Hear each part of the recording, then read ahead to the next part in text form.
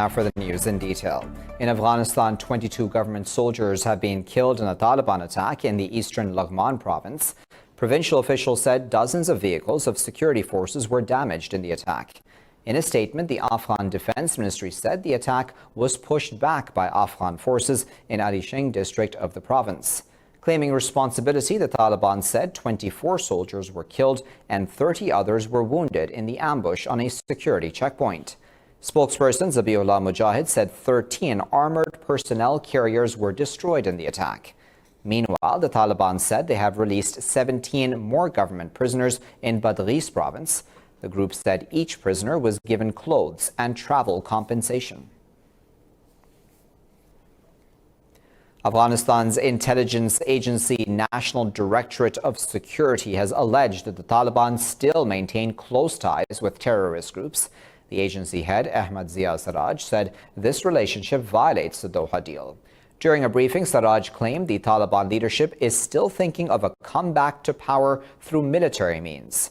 The intelligence chief said the fighters do not value things like mutual tolerance and peace.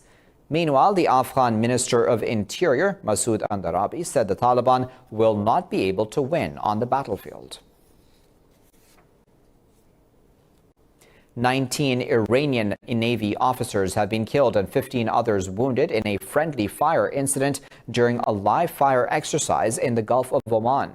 In a statement, Iran's Navy said another ship accidentally fired a missile onto the Konarak support ship. The Navy said the incident took place aboard the Konarak support ship. It said another ship accidentally fired a missile onto the Konarak during a live fire exercise. The Iranian Navy said the incident is being probed. The Indian Supreme Court has refrained from passing any decisive orders on the restoration of 4G internet in occupied Kashmir. The Indian government has suspended high-speed internet services in the occupied valley for the last 281 days.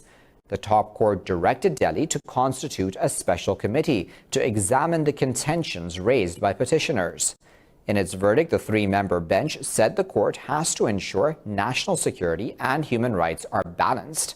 Criticizing the verdict, Indian lawyers have accused the bench of abdication of judicial responsibility.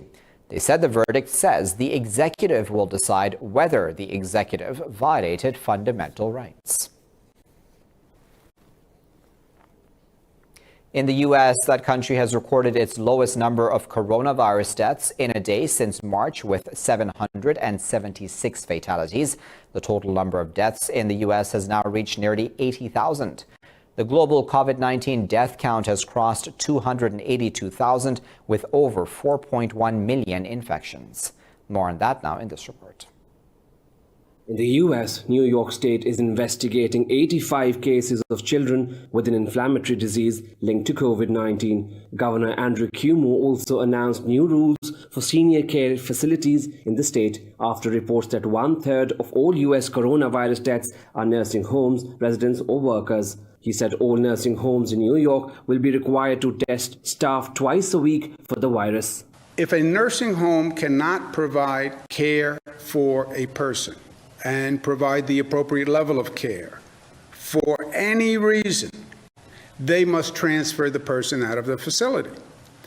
If they can't find another facility, they call the State Department of Health. In France, primary schools will start with small numbers of pupils today. Clothes shops, bookshops, hair salons and florists are also reopening. In some region of Spain, gatherings of up to 10 people will be allowed, and outdoor spaces at restaurants can reopen with social distancing measures. Britain's Prime Minister Boris Johnson has announced a cautious easing of country's lockdown. He has encouraged those who cannot work from home to go back to their workplaces and allowed people to go out for unlimited exercise. But Johnson warned the public to remain alert for a second spike in cases. That it would be madness now to throw away that achievement by allowing a second spike.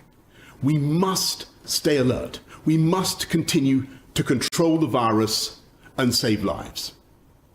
And yet we must also recognize that this campaign against the virus has come at colossal cost to our way of life. Meanwhile, New Zealand will allow restaurants, cafes, cinemas and shopping centres to reopen, as well as travel within the country to resume from Thursday. Children in Australia's state of New South Wales have begun to return to school after weeks off due to lockdown. Pakistan has reported nearly 1,500 coronavirus cases in the last 24 hours, which took the total infections to some 31,000. The health ministry said 28 more patients, have died, while the death toll stands at 667. The ministry said almost 11,400 tests have been conducted since yesterday. It said that more than 8,200 coronavirus patients have recovered from across the country. The ministry said the province of Punjab has reported the most cases at 11,568. Meanwhile, the sixth consignment of goods containing 17 tons of medical supplies has arrived in Pakistan from China. Officials said the equipment includes 24 X-ray machines and their parts, 371,000 VTMs for testing, and over 1 million masks. Well, the number of recoveries from the coronavirus outbreak has exceeded 1.4 million worldwide. The highest number was registered in the U.S. with over 200,000 recoveries, while it also remains the hardest hit country. Germany follows the U.S. with more than 144,000 recoveries, Spain with 136,000, and Italy with over 105,000. Turkey also entered the world's top 5 countries in terms of COVID-19 recoveries, with nearly 92,700 people beating the disease. Meanwhile, scientists have found evidence for mutations in some strains of COVID-19 that suggest the pathogen may be adapting to humans. The analysis shows 2 genetic changes that alter the critical spike protein the virus uses to infect human cells. In Niger, 20 people have been killed in attacks by unidentified gunmen on several villages in Tilaberi region. The regional governor told media that the assailants looted shops, stole cattle, and ordered village inhabitants to flee. Since 2017, a state of emergency has been in place in Tilaberi, which borders Mali, Burkina Faso, and Benin. Militants affiliated to ISIS and Al-Qaeda continue to operate in the region, weakening control by national governments. Attacks by these groups have killed 170 government soldiers since December last year.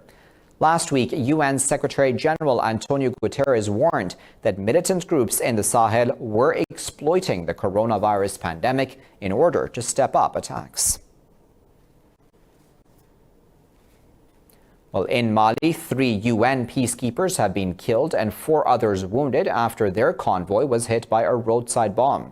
In a statement, the UN mission chief in Mali said the peacekeepers were on a routine patrol during the incident in Agulha commune. The UN mission said it will make every effort to identify and apprehend those responsible for these terrorist acts. UN Chief Antonio Guterres condemned the attack, saying perpetrators must be brought to justice. The UN mission has 13,000 troops from several nations deployed across the vast semi-arid country. Mali is struggling to contain a militant insurgency that erupted in 2012, which has claimed thousands of military and civilian lives. Iraq's judiciary has ordered courts to release anti-government protesters. The Supreme Judiciary Council said the move is in line with a call by Prime Minister Mustafa al-Kadhimi to release the protesters. The council reiterated that the right to protest is guaranteed by the Constitution, provided that it does not violate the law. Anti-government rallies have resumed in several cities, clashing with security forces and ending months of relative calm. A medical official said that around 20 protesters suffered breathing difficulties from tear gas, but that no shots were fired. More than 550 people have been killed since the protests began against corruption and for an overhaul of the ruling class in Iraq. Well, coronavirus continues to wreak havoc across several Middle Eastern countries with a spike in new cases and deaths. Saudi Arabia touched its highest one-day tally with nearly 2,000 new cases, taking the total to almost 39,048.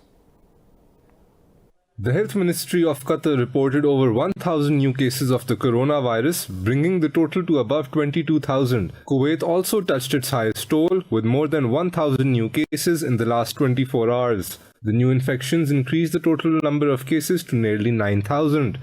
Reeling behind, the UAE saw a spike of 780 new cases after easing curbs. Oman registered nearly 200 new coronavirus cases over the past 24 hours, bringing the tally to about 4,000. Bahrain confirmed 150 new cases of COVID-19, while taking the overall deaths to 8. Egypt's health ministry reported 11 new deaths, bringing the total to 514. The World Health Organization and the International Organization for Migration have called on Yemen to continue to accept migrants. This follows concerns of rising discrimination towards migrants in the country after they are being referred to as coronavirus transmitters. In a statement, the WHO said the virus respects no borders and targets everyone, regardless of race, political affiliation, or geographical location. The IOM said migrants should not be stigmatized or associated with the risk of importing diseases. It said barriers to health services, poor living, and working conditions on the route from Africa to the Arabian Gulf are the ones that pose serious health risks. The WHO and IOM have ensured the inclusion of migrants in the public health response led by Yemeni authorities. Wuhan, the epicenter of the new coronavirus outbreak in China, has reported its first cluster of infections since a lockdown in the city was lifted a month ago. The new infections have raised concerns of a wider resurgence of the disease. Wuhan reported 5 new confirmed cases, all of whom live in the same residential compound.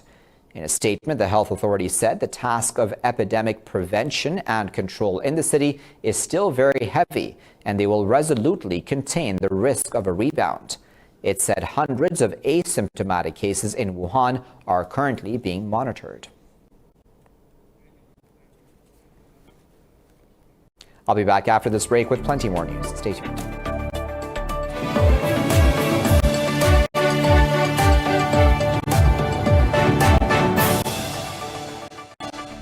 Let's begin this segment of the Bulletin in Mexico, where the remains of 25 people have been found buried in a mass grave outside the western city of Guadalajara. The Jalisco state prosecutor said the remains have been transferred to a local morgue for further examination. Locals said dogs uncovered the bones, at an abandoned farm in the town of El Salto, south of Guadalajara. So far this year, 115 bodies have been found in at least 10 clandestine graves in Jalisco, most of them outside Guadalajara. The state has been the scene of rising violence during the past 5 years, linked to a powerful drug cartel, Jalisco Nueva Generación. In Uganda, 15 workers have died as an under-construction building collapsed on the outskirts of the country's capital, Kampala. The local council chairman said 40 people were working on the building, but 20 of them spent nights at the site due to the COVID-19 curfew. The chairman said those who sleep at the construction site have perished. Preliminary investigations indicate that substandard materials were being used in the construction of the 4-story building. The Maltese envoy to Finland has resigned after comparing German Chancellor Angela Merkel to Adolf Hitler. Maltese Foreign Minister Evariste Bartolo says Germany will receive an apology over the diplomat's comments. Bartolo said he accepted the resignation of Michael Zamit Tabona, who was appointed to the post in 2014. The diplomatic row began after Tabona posted a message on Facebook to mark the 75th anniversary of the end of World War II in Europe. He said Merkel has fulfilled Hitler's dream of controlling Europe, who was stopped 75 years ago. Bartolo said he instructed the ambassador to remove the comment as soon as he was alerted.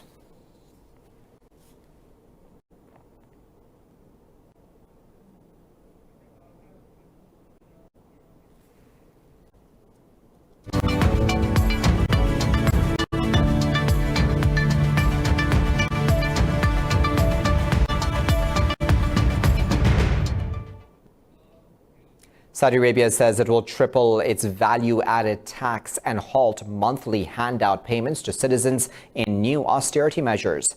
The announcement came as Riyadh struggles with a double economic shock of COVID-19 pandemic and a record oil price slump.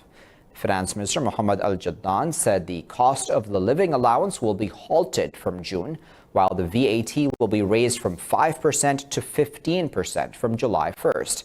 Jaddan said Riyadh is expected to lose half of its oil income, which contributes to about 70% of public revenues. He said Riyadh would borrow close to $60 billion this year to plug a huge budget deficit. The kingdom posted a $9 billion budget deficit in the first quarter of this year. Japan says it will take more emergency stimulus measures to combat the economic fallout from the COVID-19 pandemic. In a speech at a parliamentary session, Prime Minister Shinzo Abe said Tokyo is ready to compile a second supplementary budget. Abe said the government would consider additional steps such as aid to firms struggling to pay rent and support for students. He said more subsidies will also be given to companies hit by slumping sales. Abe declined to reveal the size of the spending and said the decision would depend on how many states can lift emergency measures.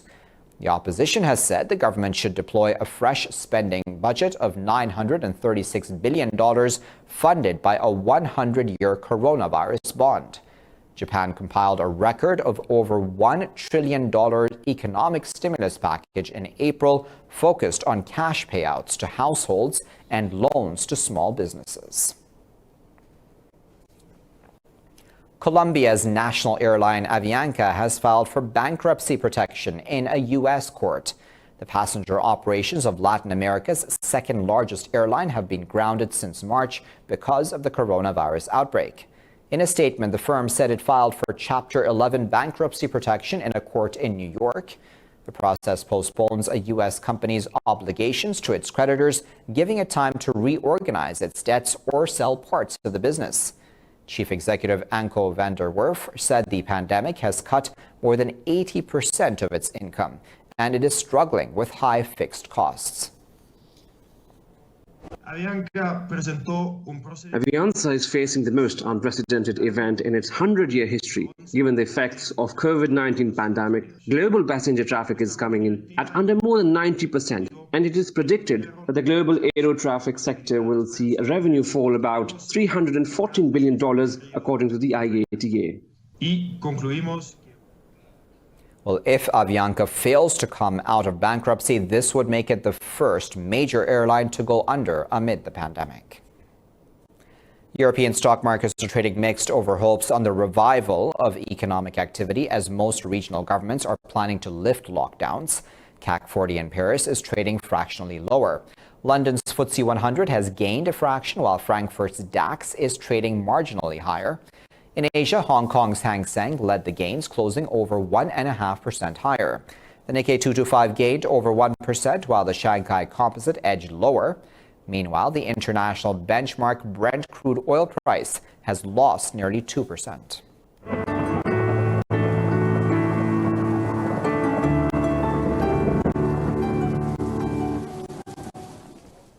Time now to find out what the weather is like around the world.